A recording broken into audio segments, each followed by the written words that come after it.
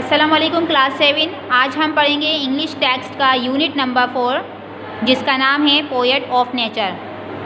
इस सबक में जिस पोएट के बारे में बताया गया है वो विलियम वर्ड्सवर्थ हैं। विलियम वर्ड्सवर्थ एक नेचुरल पोएट हैं। वो शुमाली इंग्लैंड के एक लेक डिस्ट्रिक्ट में 7 अप्रैल 1770 में पैदा हुए। वो जब 7 साल के थे तो उनकी वालिदा का इंतकाल हो गया और अभी सिर्फ 13 साल के ही हुए थे कि वालिद का भी इंतकाल हो गया। उनके वालिद एक पेशावर वकील थे। उनके वालिद के इंतकाल के बाद उन 5 बहन भाइयों की ज़िम्मेदारी उनके अंकल्स को सौंप दी गई। विलियम को उनके ज़िले में एक ग्रामर स्कूल में भेज दिया गया।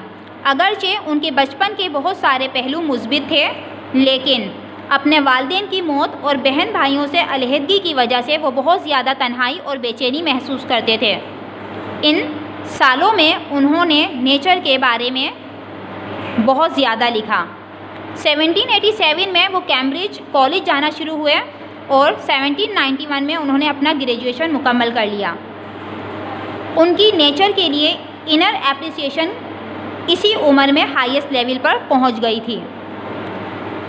डैफोडिल्स उनकी एक मशहूर पोयम है जिसमें वो अपने आप को एक बादल से तशबीह दे रहे हैं जो पहाड़ों और वादियों पर तन्हा घूमता है, और घूमते हुए उस बादल को एक खूबसूरत गोल्डन डैफोडिल्स के ग्रुप पर उसकी नज़र पड़ती है जो झील के किनारे और दरख्तों के नीचे झूम रहे होते हैं।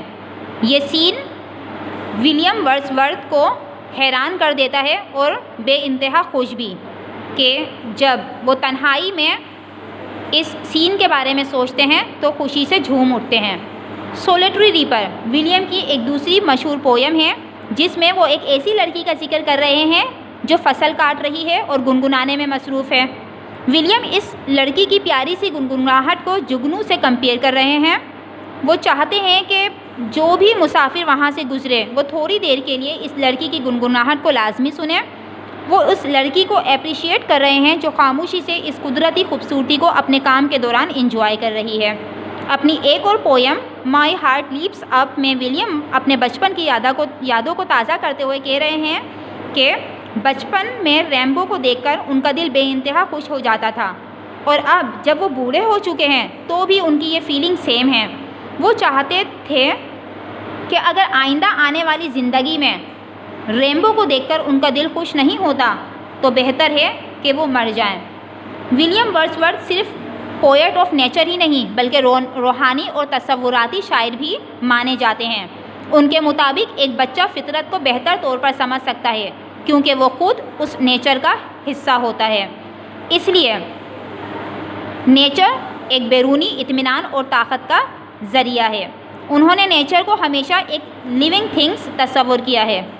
इस सबक से हमें ये समझने का मौका मिलता है कि अगर हम नेचर्स को इंजॉय करना चाहते हैं तो अल्लाह ताला ने दुनिया की हर चीज़ में नेचुरल ब्यूटी रखी है। हमें इस दुनिया में ज़िंदगी गुजारने के लिए अपना वक्त सोशल मीडिया पर बर्बाद नहीं करना चाहिए बल्कि नेचुरल ब्यूटी को एंजॉय करना चाहिए। इसके बारे में तहकीक करनी चाहिए, सोचना चाहिए और अल्लाह का शुक्र अदा करना चाहिए। विलियम वर्ड्सवर्थ हमें इस यूनिट में इसी चीज़ का पैगाम दे रहे हैं अपनी पोएम्स के थ्रू। उम्मीद है कि आपको सबक समझ में आ गया होगा। PDF की सूरत में जो आपको वर्क मौसूल हुआ है उसे नीट एंड क्लीन अपनी कॉपी में कीजिए। अपना बहुत ख्याल रखिएगा। अस्सलामु अलैकुम व रहमतुल्लाह।